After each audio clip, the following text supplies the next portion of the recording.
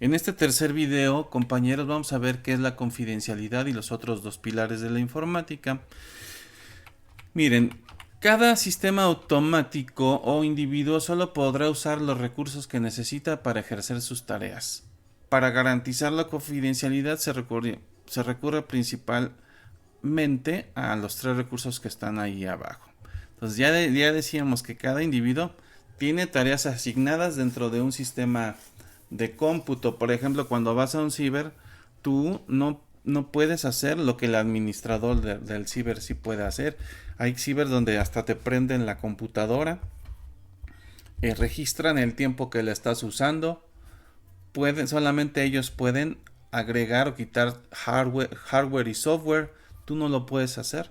Entonces, solamente vas a usar los recursos que necesitas para ejercer tus tareas según el nivel que se te otorgue, ¿vale? Bueno, ¿y qué se tiene que hacer en cuestiones de confidencialidad? Tres cosas iniciales: autenticación de usuarios, gestión de privilegios y cifrado de información.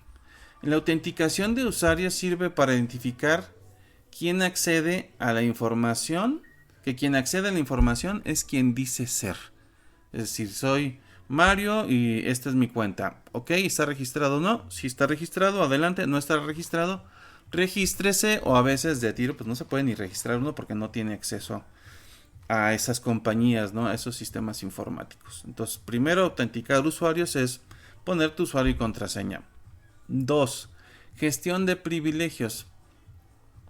Para los usuarios que acceden a un sistema, puedan operar solo con la información para la que se les ha autorizado.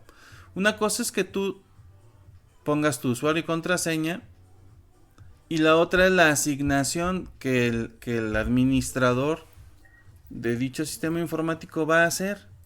Por ejemplo, si estuvieras en una plataforma de comercio como Mercado Libre, tú te puedes registrar como comprador o como vendedor, ¿no?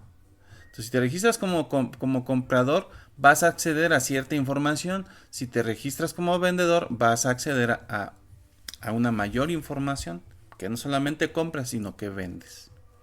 Por lo tanto, para los usuarios que acceden a un sistema, pueden operar solo con la información para la que se les ha autorizado y solo en la forma que se les autorice, nada más. Por ejemplo, gestionando permisos de lectura o escritura en función del usuario. Hay sistemas, por ejemplo, donde se consiguen documentos, se consiguen libros, y si tú tienes una cuenta normal, nada más los puedes leer. Pero si tú ya accedes con una cuenta premium, te registra el sistema de gestión de privilegios de dicha página web.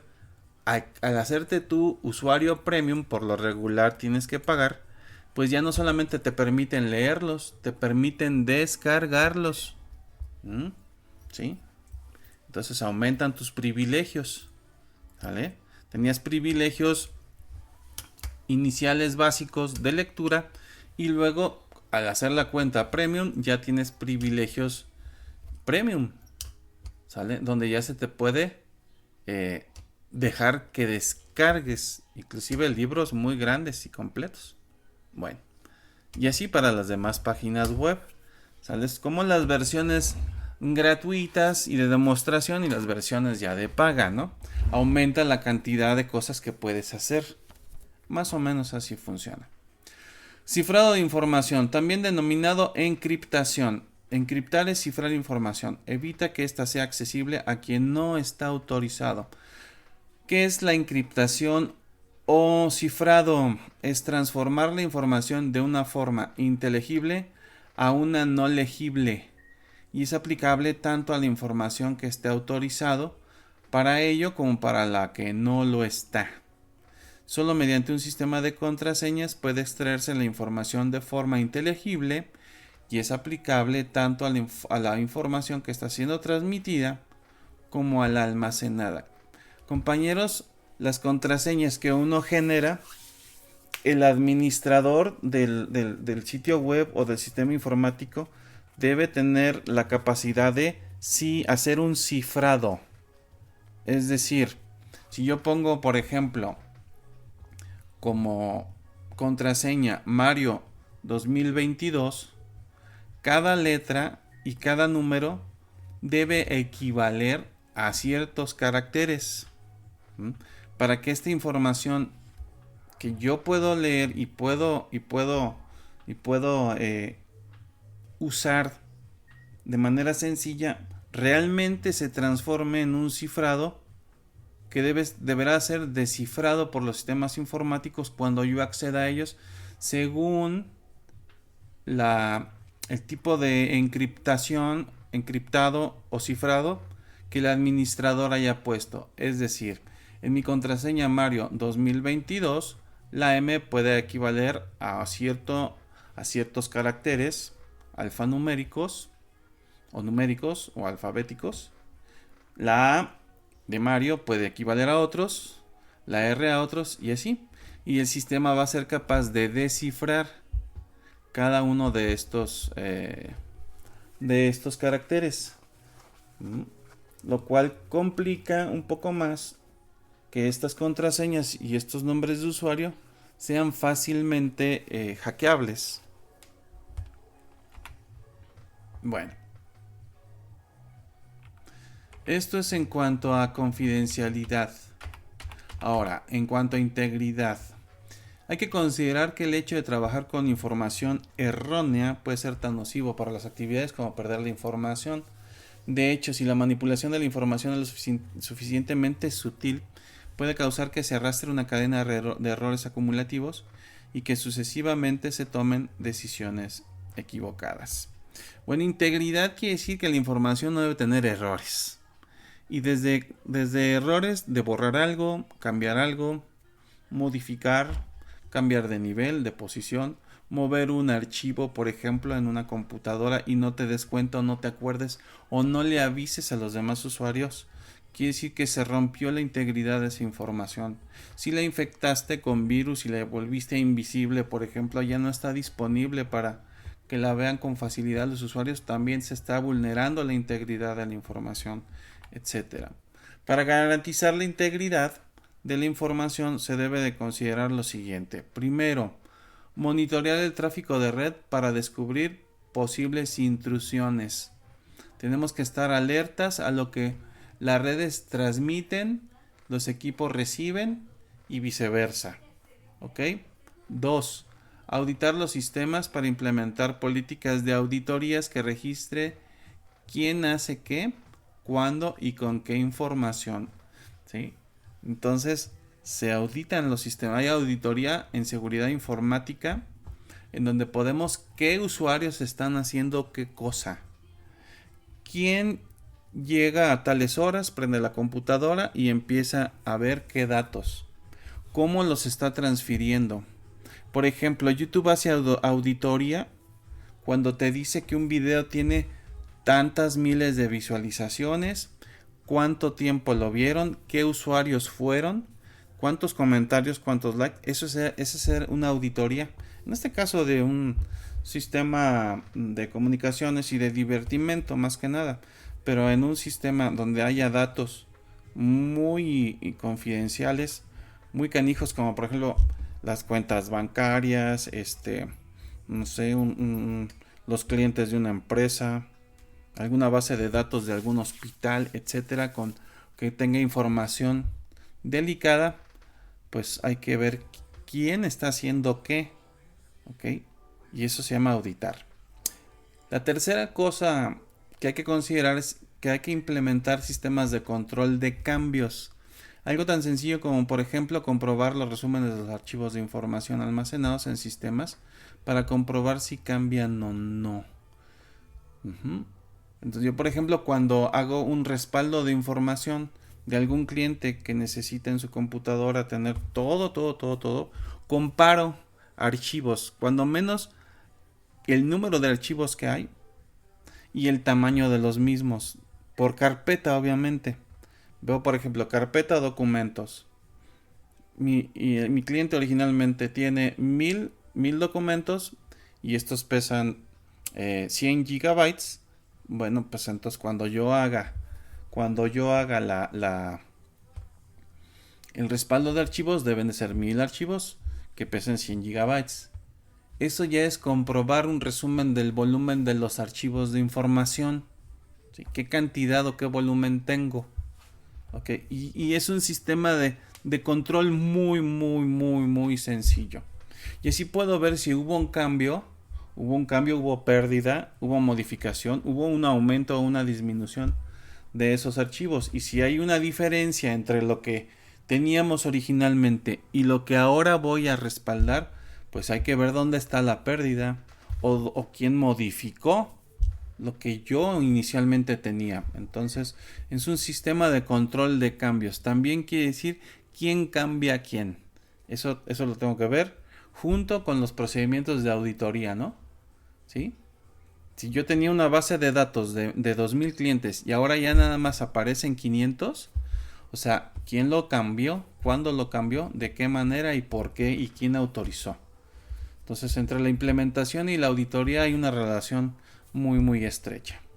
Finalmente, hay que hacer copias de seguridad que en caso de no conseguir impedir que se manipule o pierda la información, permita recuperarla en su estado anterior. Muchos sistemas de tu computadora hacen esto, ya generan copias de seguridad. Windows de manera automática te ofrece crear copias de seguridad de tu información, de todas las carpetas que hay, inclusive hasta de las configuraciones de tu propia computadora. Navegadores como el Mozilla Firefox guardan los datos de tu perfil. Si tú le vas aumentando cosas a tu navegador, por ejemplo, nuevas páginas web que guardas ahí en los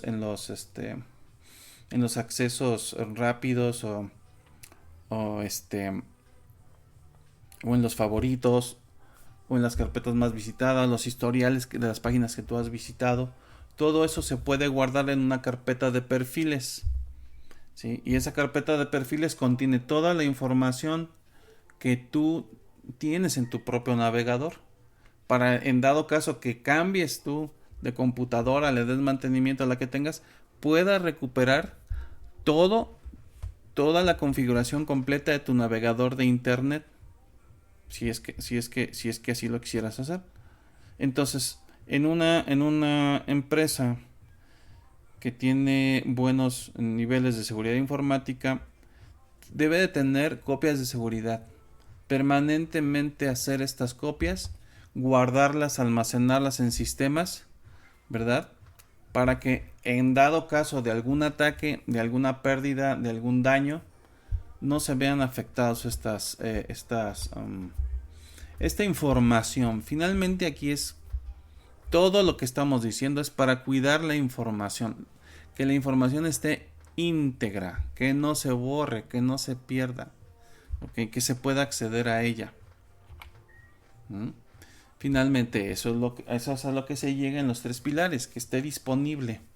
Y la disponibilidad pues refiere a considerar que se dispone de una seguridad mínima en lo que la información respecta. Para poder considerar, que se dispone de una seguridad mínima en lo que a la información respecta, se tiene a la disponibilidad. De nada sirve que solo el usuario acceda a la información y que sea incorruptible, si el acceso a la misma es tedioso o imposible. La información, para resultar útil y valiosa, debe estar disponible para quien la necesita. Luego, los sistemas de seguridad son tan tediosos, son tan difíciles, están tan encriptados, te piden tantas contraseñas, ¿verdad? Eso es que sea tedioso y a veces no se puede acceder, pues entonces pues no está disponible. A nosotros, por ejemplo, nos mandan encuestas que de calidad en el CONALEP y muchas veces no podemos entrar, nos mandan usuario y contraseña, ¿sí? Entonces eso tiene que ver con el primer pilar, que es el de la confidencialidad. Nos mandan usuario y contraseña según la encuesta está subida a internet, ¿no? Y debería tener integridad. Ok, bueno, pero no está disponible porque nos bota. Ese usuario y contraseña no es reconocido por el sistema, entonces no está disponible para nosotros.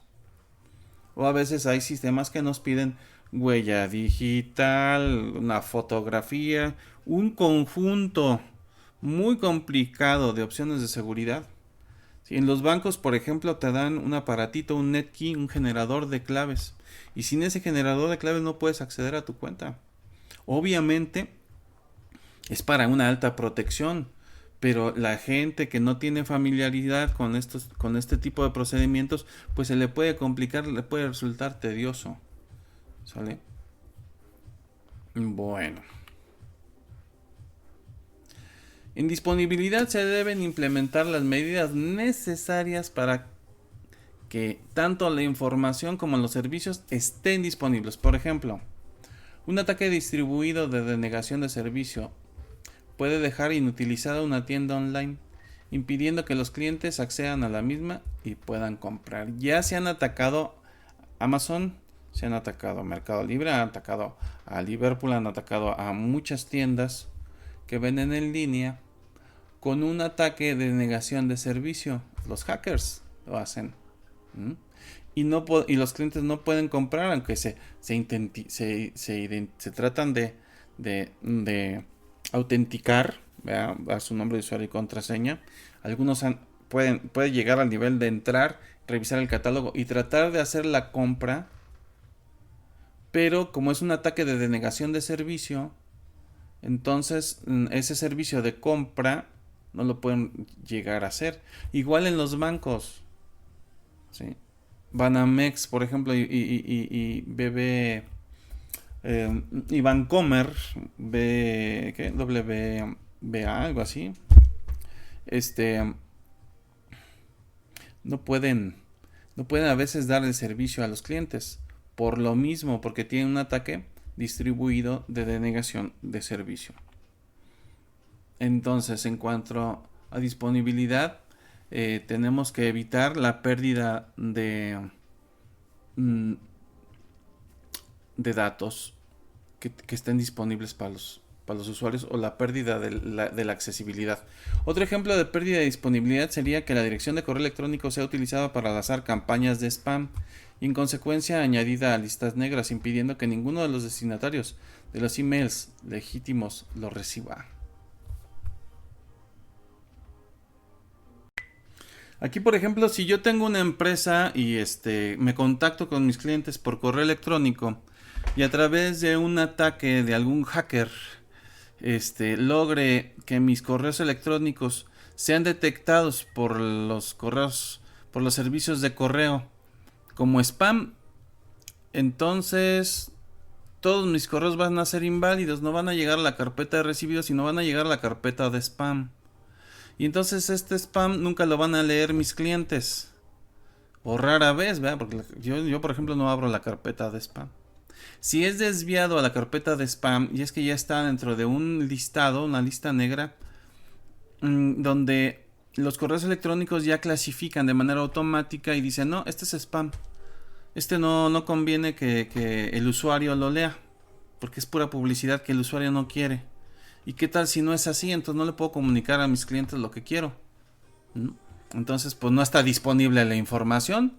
Yo la mando, pero no está disponible porque en lugar de llegar a la carpeta de correo normal, llega a la carpeta de spam, que es correo basura. El cliente la va a borrar, la puede hasta borrar. Voy a borrar estas cochinadas que están aquí, que nomás me están saturando mi nube. Lo borra. Y yo ya no puedo comunicarme de manera legítima con mi usuario. Y yo como usuario a lo mejor me interesaban las ofertas de esa tienda, a lo mejor me ofrecían trabajo, a lo mejor sí me interesaba esa información, pero como hay un ataque o los sistemas de seguridad de mi computadora son demasiado elevados o están considerando a correo legítimo como correo spam por algún error o por algún algoritmo que está mal, pues entonces no me entero. Y entonces esa información ya no está disponible para mí.